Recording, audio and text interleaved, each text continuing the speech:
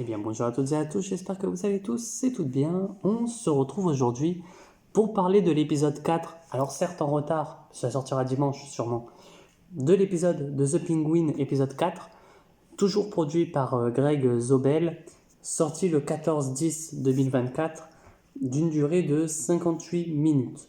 Alors qu'est-ce que ça nous apprend, qu'est-ce que ça raconte cet épisode, tout simplement? Eh bien, on va apprendre un peu plus, même je dirais beaucoup même, sur Sophia Falcon. Voilà. C'est un épisode qui est vraiment l'épisode de mi-saison où tu vas en apprendre plus sur l'un des personnages en sachant qu'on n'en sait pas. En fait, le souci qu'il y a, ça reviendra un petit peu après, mais c'est que on ne sait pas tant de choses sur Oswald. C'est ça le truc. On en sait via des photos, via des trucs, mais pas grand chose sur ce personnage-là. Mais bon, passons. Donc, ça va nous parler de Sophia Falcon, de sa relation avec Oz qu'elle avait, nous apprendre un peu plus sur comment elle a été surnommée la tueuse au pendu, évidemment, et aussi voir sa relation, en fait voir la relation qu'elle avait avec son frère, son père, enfin un peu tout ça, un peu tout ce monde. On va voir aussi tout ce qui est la corruption de Gotham, évidemment, cette corruption qui est gangrénée depuis un bon moment maintenant, je l'avoue, et franchement, ça me fait plaisir de voir toute cette corruption-là, de voir tout ce côté-là de Gotham qu'on n'avait pas avant. Franchement, ça fait plaisir de la voir. Après, bien sûr, je reviendrai en détail après. Et on voit aussi comment les Falcons avaient le pouvoir sur la vie, tu vois. On voit aussi son incarnation à Arkham, ce qui est vraiment cool. On voit beaucoup de choses comme ça. Et franchement, ça me plaît. Ça me plaît énormément. Enfin voilà. Mon avis sur cet épisode, en fait, c'est un excellent épisode. Voilà, franchement, c'est un épisode qui pour moi est excellent de bout en bout. Au niveau Arkham, même si j'ai du mal. Alors, non pas avec Arkham, tout simplement, mais en fait, j'ai plus de mal dans le sens où Arkham, j'aurais voulu voir l'extérieur d'Arkham aussi. J'aurais voulu qu'on voie l'extérieur, le bâtiment en lui-même, et même la cour d'Arkham, j'aurais voulu le voir. Et même, tu as des références au fait qu'il y a une serre, tu vois, genre j'aurais aimé y voir tout ça. Malheureusement, on n'y voit pas. C'est peut-être un des défauts, tu vois, avec... Même, il y a des défauts qu'on verra un peu après, c'est... Pourquoi t'as pas ajouté du lore de Batman dans cet épisode-là? Ça, franchement, on pouvait le faire, même si... bon, ça, c'est pas un point négatif, parce que c'est plus moi. En fait, comme vous savez, il y a le Joker qui est déjà enfermé dans cet univers, qui a été enfermé avant que Batman arrive. Donc ça veut dire comme quoi le Joker n'était pas si puissant. Mais bref, passons. Et est-ce qu'on peut en parler 30 secondes du fait que le Joker, du coup, c'est pas le seul ennemi qui a été enfermé à Arkham. Parce qu'on a McBee, ouais, quelque chose comme ça, qui est enfermé. On va me dire c'est un personnage tertiaire, qu'est-ce que tu t'en fous? C'est vrai, j'en ai rien à faire.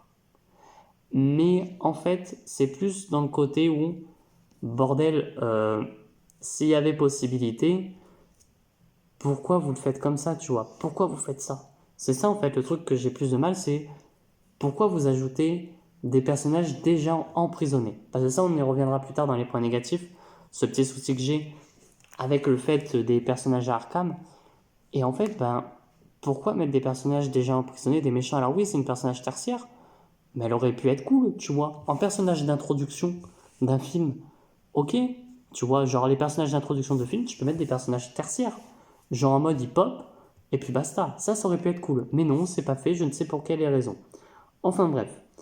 Alors, ça se finit sur vraiment un truc assez intéressant cet épisode.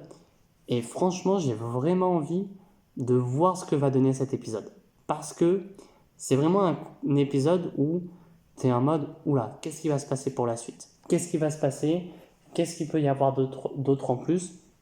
Parce que en fait, c'est vraiment ce côté-là qui, à un moment donné, enfin, je vais pas dire la fin tout de suite, mais t'as Sophia qui fait quelque chose à la toute fin, et là tu te dis, ok, maintenant, il va se passer des choses totalement différentes. Parce que maintenant, on va être d'accord sur ça, c'est que ça va créer une guerre des gangs. Sauf que du coup, ça pose un problème, c'est qu'il va être où Batman? Alors à moins que la guerre des gangs se fasse en interne, qu'on nous dise que Batman est je ne sais où, ok, mais même s'il y a une guerre des gangs, j'aimerais savoir. Alors, s'il y a une guerre des gangs, pourquoi pas dire, tu vois, à la fin, que Batman il s'est battu contre quelques gangs que nous on n'a pas vus. Au moins, ça peut ramener des trucs. Après, on va être très honnête, la série, je pense, se finira sur le pingouin qui est le parrain de la pègre, tout simplement. Je reste sur une théorie, c'est que Sophia Falcon risque de crever. Voilà, elle risque de mourir. Ou alors re-emprisonner à Arkham, mais ça serait débile. Mais je pense qu'elle risque de mourir. Je pense énormément qu'elle risque de mourir. Je pense que F. Carlo, il y a de fortes chances qu'elle ne meure pas. Ou si elle meurt, ça peut être très intéressant. Dans le sens où ça peut faire un truc en mode oui, F. Carlo meurt et Basil Carlo, qui est son frère, normalement, si je ne me trompe pas, l'apprend et veut tuer un peu toute la pègre de Gotham. Tu vois. Mais ça serait redite de, du coup, un peu Batman, The Batman. Tu vois. Enfin bref, on va passer au point négatif. Alors, premier point négatif, c'est l'extérieur d'Arkham. J'aurais voulu le voir. J'aurais voulu voir quand même plus de Arkham. Alors on va me dire, ouais, mais peut-être dans The Batman, certes, mais là on te présente un Arkham, on te présente comme quoi Sophia Falcon a été à Arkham, donc moi j'aurais voulu le voir. Tu vois, j'aurais voulu le voir. On n'a aucun drop name de personnage. Alors on a McBee, d'accord, il n'y a pas de souci. On sait qu'il y a le Joker dans le Arzik d'Arkham, mais bon, là ça se passe 10 ans avant. Mais bon, on sait qu'il y a McBee, donc ça veut dire qu'en quoi il y a quelqu'un qui faisait le travail déjà 10 ans avant, quoi, avant que Batman arrive, mais bref. Et j'aurais aimé que on ait tout simplement, à un moment donné, elle dit oui, enfin à un moment donné, à la fin, quand elle parle devant toute la famille, elle va dire quelque chose qui, moi, m'a interpellé. Je n'ai pas vu ça dans d'autres reviews. Alors peut-être que j'ai pas vu les reviews qu'il fallait aussi, hein. Mais pourquoi ils n'ont pas dit comme quoi, tu vois, à un moment donné, elle s'est fait torturer, pourquoi pas, tu dis, par Jonathan Crane. Bah après, tu peux dire pour face à, comment il s'appelle, Hugo Strange, tu vois, genre juste des drop names. Mais parce que là, elle dit oui, il y a eu plusieurs médecins qui m'ont suivi, plusieurs psychologues. Mais tu vois, genre, au moins, tu vois comme quoi elle est marquée par ces noms-là. Ça, du coup, tu te dis, ok, ils ont fait des choses encore plus sales, tu vois. Enfin, ça aurait pu être intéressant. En plus, surtout quand tu vois, en fait, chose bête, l'actrice a des yeux hyper ouverts. Tu vois, genre, elle ouvre les yeux hyper grands. Là, tu peux dire comme quoi, tellement que ça l'a choqué les trucs de Crane, bah, du coup, elle arrive même plus, enfin, tu vois, à faire des trucs comme ça. Mais bon, bref. Et le seul souci que j'ai en point négatif aussi, c'est une série Pingouin. Alors là, c'est cool qu'on ne l'ait pas vu. On l'a vu quand même. Mais en fait, j'aurais aimé, et ben pourquoi pas nous le montrer. Enfin, nous montrer aussi un peu de son origin story. Parce que j'ai pas trop envie que l'épisode 5, ça soit un épisode où on apprend l'origin story du pingouin. Mais bon, après, c'est pas gênant ça. On va passer au point positif et évidemment, l'un des premiers points positifs qui claque les yeux dès que tu regardes l'épisode, c'est tout simplement Sophia Falcon. Sophia Falcon, elle est excellente dans son rôle, je trouve. Franchement, c'est un personnage qui, dans les comics, elle apparaît que dans le long Halloween, si je me trompe pas. Peut-être dans la Mère Victoire, mais je crois pas.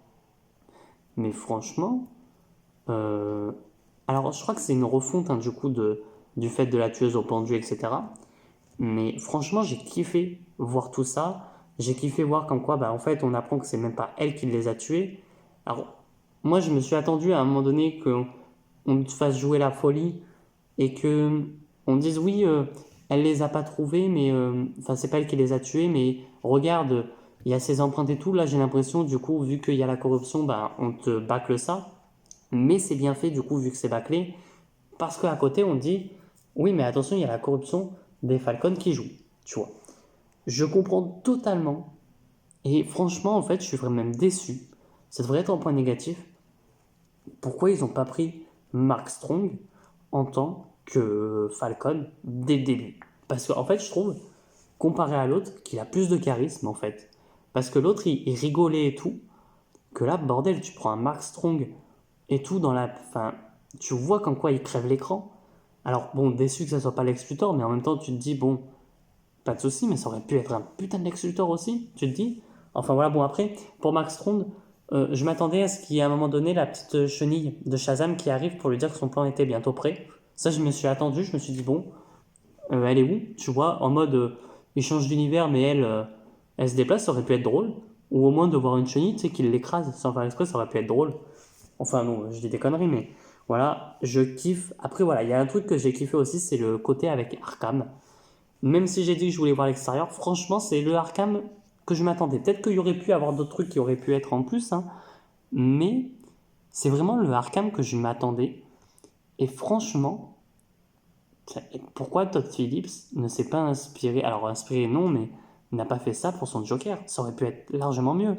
Que là, on a un Arkham, on le voit quelques minutes, mais juste de le voir là, tu te dis, bordel, ouais. Alors, oui et non. En fait, genre, enfin oui et non. Je me suis, avant de dire ma phrase, parce qu'on sait qu'il y avait une série Arkham qui allait être dans le Riftverse. Ça m'aurait pas dérangé en voyant cet Arkham-là. Mais d'un autre côté, ça me dérange dans le sens où une série Arkham, euh, tu peux te permettre, et ça serait très intéressant de le faire même, de faire ton personnage principal, tu fais que c'est Harley Quinzel, et que à chaque épisode, elle va voir un patient, tu vois, juste pour dire comme quoi tu fais Harley Quinzel. Elle va voir un patient, et tout l'épisode, c'est son origin story. Ça peut être très intéressant à faire. Mais, cependant, ben, arrive qui prend un virage pour dire ça va être que du... Enfin, il ne l'a pas dit, mais tu le vois quand dans tout, c'est vraiment que du réaliste. Ben, du coup, tu te dis, heureusement que la série Arkham ne va pas dans le DCU, dans le Reverse, tu vois. Mais du coup, une série GCPD avec tout ça, ça peut être cool aussi. Enfin bref, je kiffe la corruption.